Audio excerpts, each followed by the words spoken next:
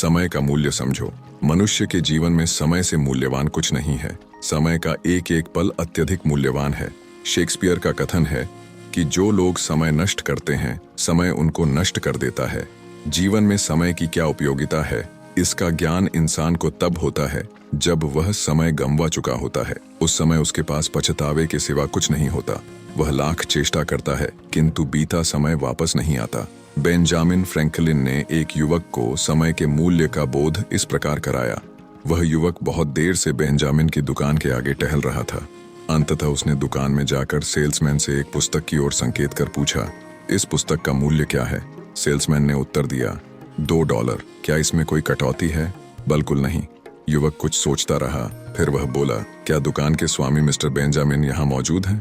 हाँ, पर अभी काम में लगे हैं। क्या मैं 2 मिनट के लिए उनसे मिल सकता हूँ? युवक ने पूछा। अवश्य।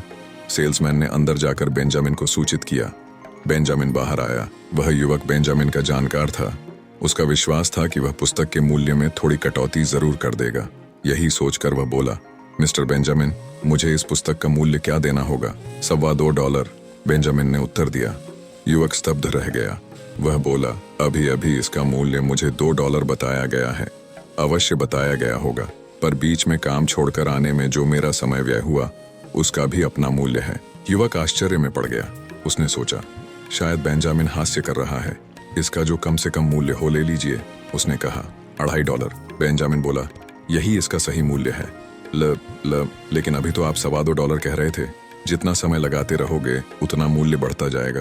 तब युवक ने चुपचाप जेब से $2.5 निकाले और पुस्तक खरीद कर चला गया। आज उसे बेंजामिन से यह श्रेष्ठ शिक्षा मिल गई थी कि समय का मूल्य कितना अधिक है। कार्नेलियस समय का बड़ा पाबंद था तथा समय के महत्व को अच्छी तरह जानता था। एक बार उसने एक नवयुवक से मिलने का समय निश्चित किया। नवयुवक को एक पद पाने के लिए उसकी सहायता की आवश्यकता थी। कार्नेलियस ने उसे 2 दिन बाद प्रातः 9 बजे बुलाया। जब नवयुवक आया तो कार्नेलियस से उसकी भेंट न हुई। 2 दिन बाद वह उससे पुनः मिला। कार्नेलियस ने उससे पूछा कि वह निश्चित समय पर क्यों नहीं आया। नवयुवक ने उत्तर दिया, मैं आया था महाशय, पर आप ही नहीं मिले। क्या तुम 9 बजे यहाँ आए थे? मैं 9:05 पर यहाँ पहुंचा था, पर समय तो 9 बजे का था। मैं जानता हूँ, लेकिन 5 मिनट में क्या फर्क पड़ता है? इतना फर्क पड़ता है कि जो नौकरी में तुम्हें देना चाहता था अब किसी दूसरे को दे दी गई है। मेरे व्यवसाय में समय पालन से बड़ी कोई चीज नहीं है। जो मनुष्य अन्यों का समय बचाने का ध्यान रखता है वह अपना समय भी बचाता है, और जो अपने समय का मूल्य नहीं जानता वह दूसरों का समय भी नष्ट करता है। नेपोलियन ने एक बार अपने कुछ उच्च सेनाधिकारियों को भोजन पर आमंत्रित किया, पर वे निश्चित समय पर नहीं पहुंचे। नेपोलियन ने उनकी प्रतीक्षा करने के बजाय खाना शुरू कर दिया। जब वह भोजन समाप्त कर उठने वाला था तभी वे सेनाधिकारी आ पहुंचे। नेपोलियन ने निसंकोच उनसे कहा, सज्जनों, भोजन का समय समाप्त हुआ। अब हम काम की बातों पर विचार विमर्श करेंगे। समय का ध्यान न रखने वाले सदा अपनी छवि बिगाड़ते हैं।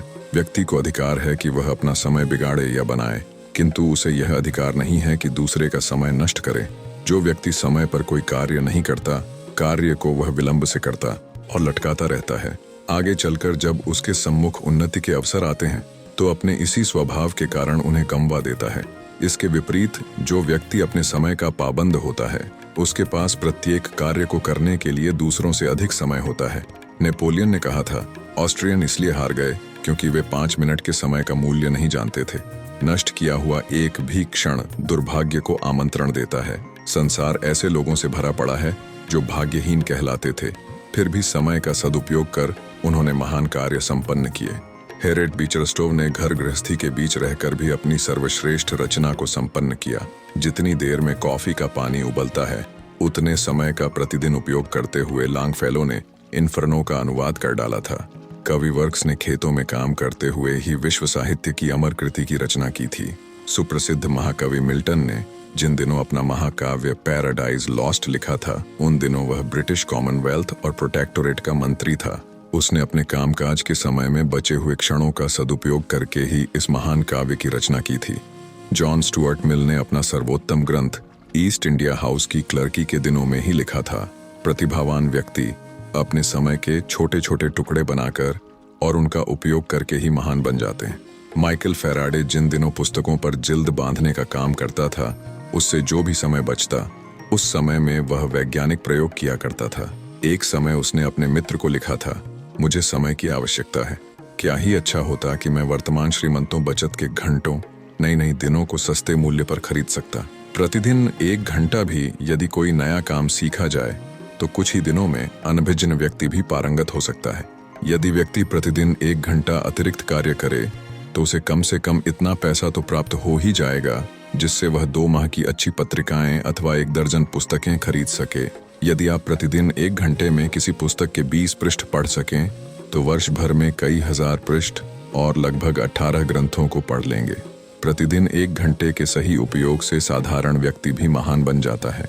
यदि 1 घंटे में इतनी क्षमता है और वह किसी के भी जीवन में उलटफेर करने की इतनी शक्ति रखता है, तब यदि 4-6 घंटे प्रतिदिन नष्ट करने वाले आज के युवक व युवतियां इन घंटों का सदुपयोग करें तो वे इस जीवन में क्या नहीं करके दिखा सकते। वे इस समय के सदुपयोग से महान प्रतिभाशाली बनकर अपना ही नहीं अन्य अनेक लोगों का जीवन भी धन्य बना सकते हैं।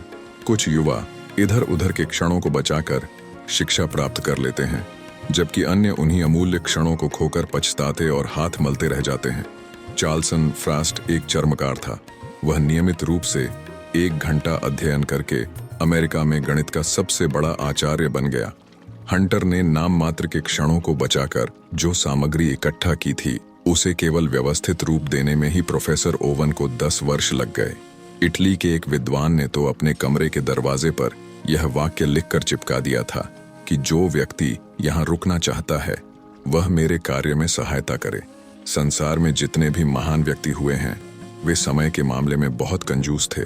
सिसरो प्रायः कहा करता था, जिस समय को अन्य व्यक्ति जनता के दिखावे और शारीरिक तथा मानसिक विश्राम में व्यय कर देते हैं, वही समय मैं तत्व ज्ञान के चिंतन और अध्ययन में लगाता हूँ। सर हम्फ्री डेवी ने समय के एक एक क्षण को सदुपयोग में लाकर महान आविष्कार कर दिखाए।